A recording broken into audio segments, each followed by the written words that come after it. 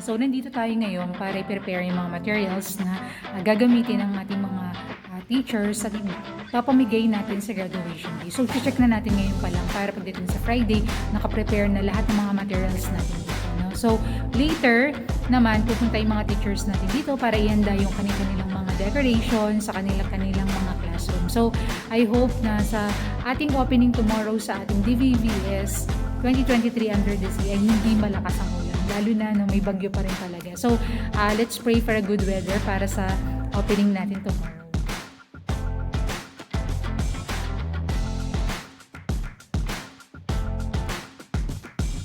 Ayan, so, magaganda pa yung mga naiwan dito ng last mission team na pumunta sa atin at naiwan ng ilang mga materials para sa mga bata.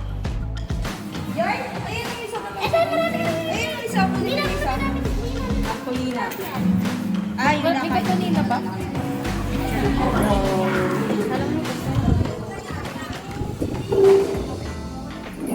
Ang tawag dito, yan, so nakikita natin yung mga teachers na nag-set up sila, nag-design sila ngayon ng mga classrooms nila for BBS natin. Teacher ka ba, Elisha? Kala ko may business ka lang, Elisha's Clothing. Sa'yo ba yun? Ha? Ano yung fish or stars? Kaso ang hirap, wala kaming mahanap. Ito namang mga batang to, wala lang, lalaro lang. Welcome sa BBS 2023 Under the Sea. So, very challenging sa mga teachers yung kanilang pagtuturo ngayon dahil konti nga lang sila pero syempre we are looking forward na marami sila dahil yun talaga yung preparation ng ating mga teachers. Pero dahil nga sumabay yung summer class at yung mga bata ay hindi available tapos yung weather pa natin. Pero okay lang yun. At least we'll still do our part to teach the children. Diyan na naman si Mamita ngayon. Kasi dekan siya. Lagi na lang nandito si Mamita! ang talagang tagaluto ng church. Ayan, so Goy-Goy, ano tinuturuan mo? Ha? Anong grupo? Ano? Seafloor. Seafloor Explorer. Ba't di mo alam? Explorer, explorer. So, ito namang Annalyn. Ocean Explorer. Nagaganto-ganto lang to dito. No. Ano ginagawa? So much more. It's exciting. Exciting. Where do you see? Yung surrounding ikot ah. Lord. One,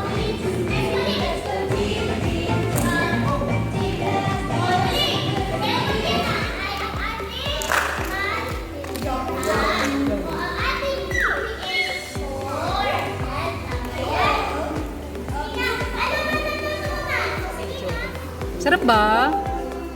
Hindi pa natitikman. Yum, yum! Flavors. Awit.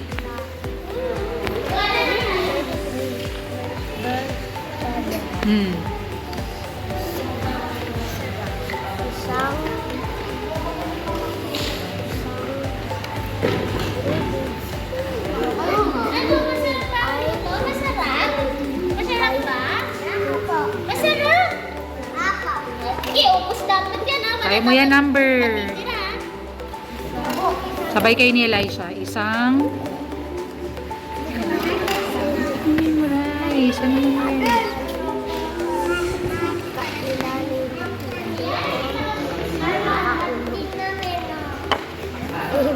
Ime. Verses 7. Sa isang dakong tubig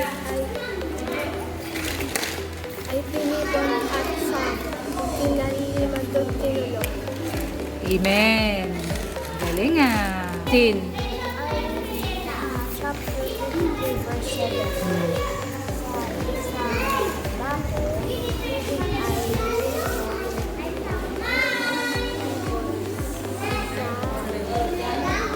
sa isang at sa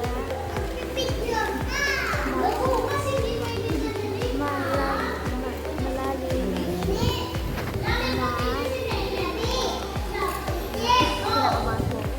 na malalim na. Lalim na bulungan. Okay. Good job.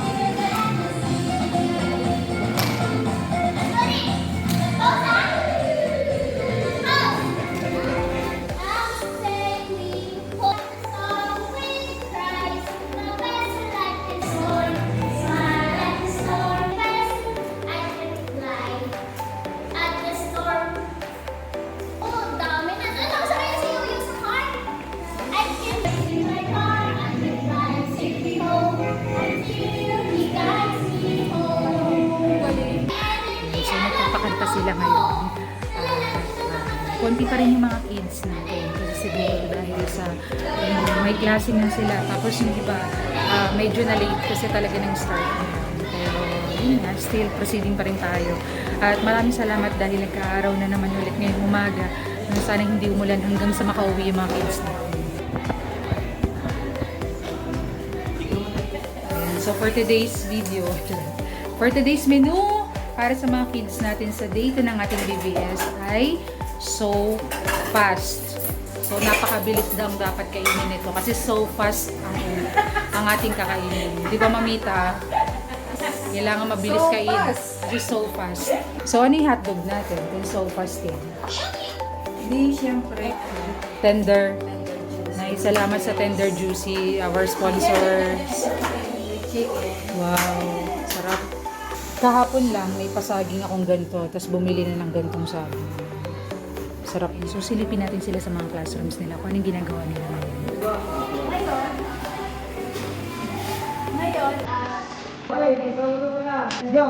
Genesis chapter 6 verse 9. Galing Pay 30, ano?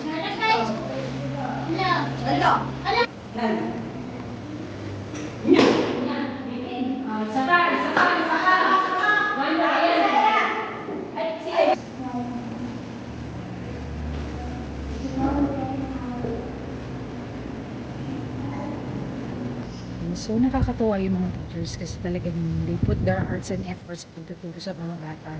At of course, salamat sa commitment nila at binigay nila itong 3 days commitment nila para sa ating grades. Sir, saan ka nagpapabraid ng buhok? Sa akin po, ako lang po. Ikaw lang yan? Wow. Hello. Yan, Glenn.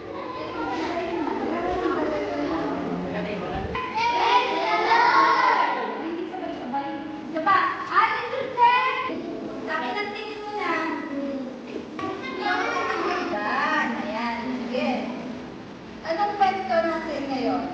Ngayong araw na to. Kanino? Tungkol kanino yung kwento kaming gano'n? Kay Noah? Yan. Siyempre, hindi ko pa na-erase yung Yup. Anong pangalan mo? Ano? Wow! Hindi po siya... Alpo? Tama ba, teachers? Tama ba? Alpo, si Lord kay Noah. Ang gabi. Ulan ni Lord. 40, ang galing na. Nga, tayo ka. Ano pangalan mo?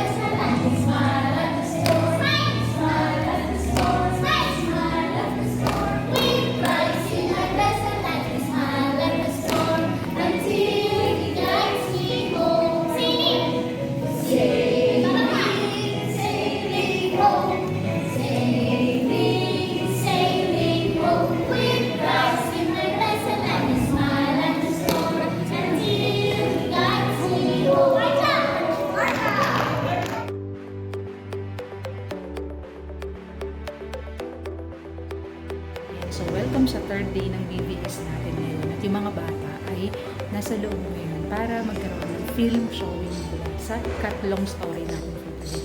So, yung ikatlong story natin is about Jonah. Okay, so tingnan natin kung sino-sino talaga yung mga attentive sa panunood ng story natin.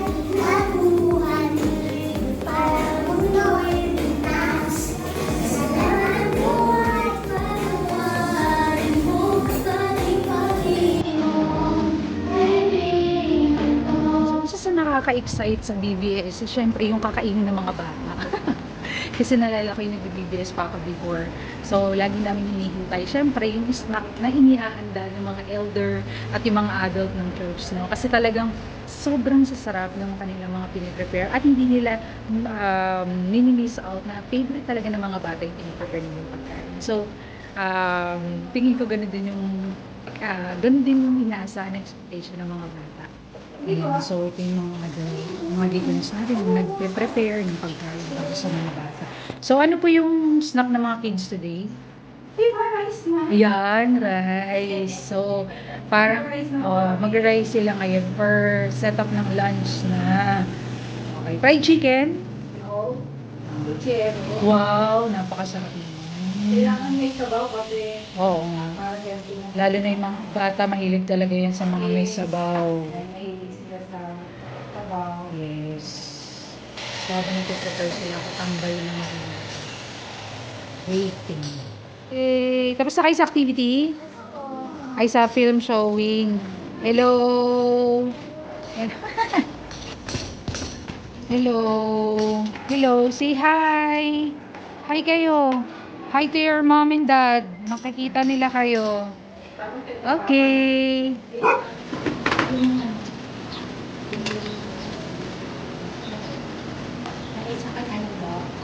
Ayan. Ano ba naman kayo? Hindi kayo nagsasabi. Nandiyan pala kayo. So, siniserve na natin yung mga kids ng kanilang lunch para pag nag-recognition tayo mamaya, hindi sila dito.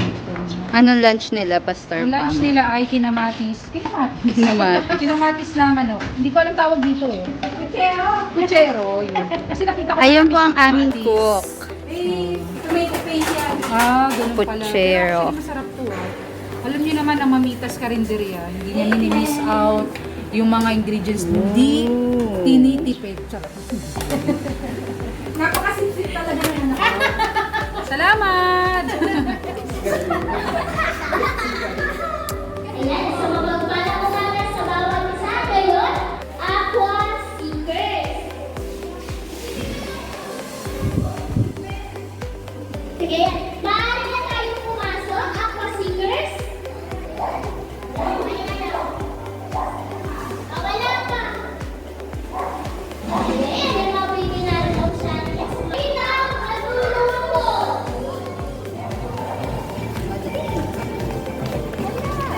Sige, sunod.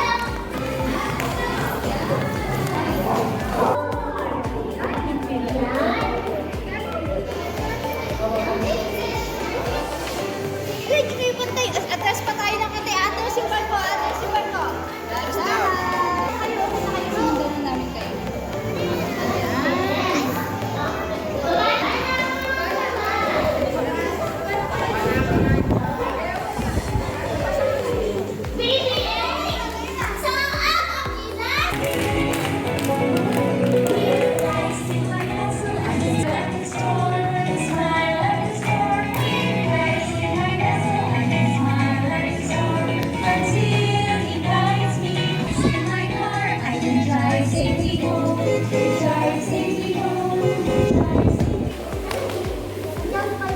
Uunahin natin Elizabeth Faith Secreto.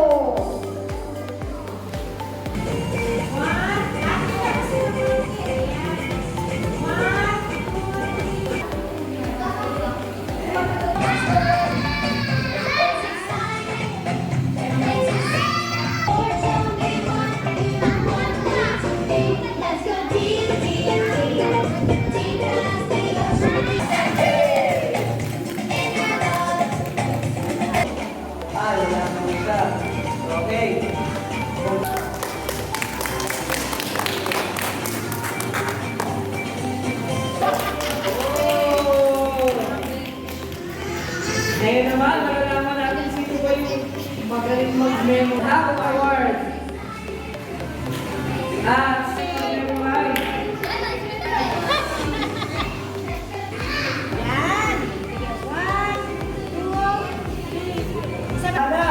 Handang-handa. So, how's the experience ng BVS natin today? Masaya naman po, pero po nakakaayos po. Pero na-enjoy niyo naman. Okay. BVS? Under the sea. Wow.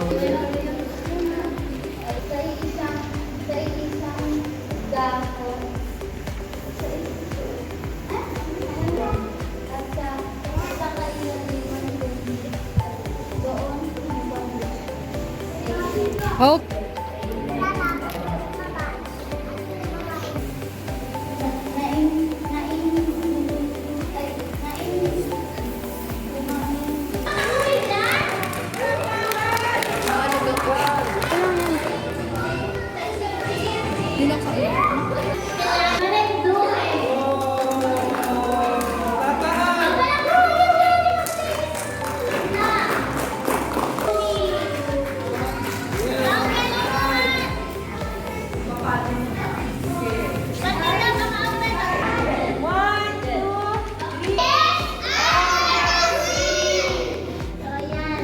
Araw na ito, sa itong Panginoon, na kami po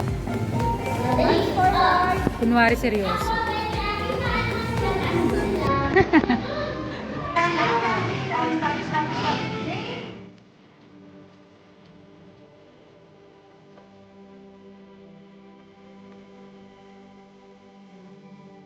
Yan, so finally tapos na natin yung ating BBS Under the Sea at pagod na pagod yung lahat ng teachers. Pero bago ang lahat, bago sila magpahinga para sa prayer meeting namin later at sa dinner namin, syempre ngayon sila ay maglilinis ng mundo. So ilan lang to sa nagsisipag-sipagan. Nagsisipag-sipagan yun kasi nagbablog ako ngayon eh. Isa sa pinaka-exciting na part sa BBS, ng pagtatapos ng BBS, is yung strength ng mga teachers. Okay, so sobrang pagod na pagod yung mga teachers sa ating naging preparations, sa ongoing natin sa ating BBS. Pero salamat sa kanilang mga commitments dahil talagang yung sacrifice nila sa gawain ng Panginoon ay talagang very good na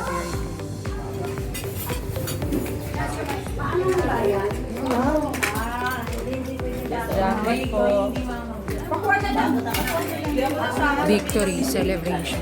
Ayan, so dahil tayo ay tapos na sa 3 araw natin na DBBS, so nagpapasalamat tayo sa lahat ng mga workers natin, both Sehen Church and New Hope Church, na talagang they work hard for 3 days DBBS 2023 Under the Sea. So salamat sa lahat ng inyong mga pagpapagal, sacrifices, of course, at lalo na yung inyong i-share na happiness sa lahat ng mga bata at yung i-share yung love sa kanila. So, hanggang dito na lang, patuloy naming paalala sa ating lahat, Baby Jesus.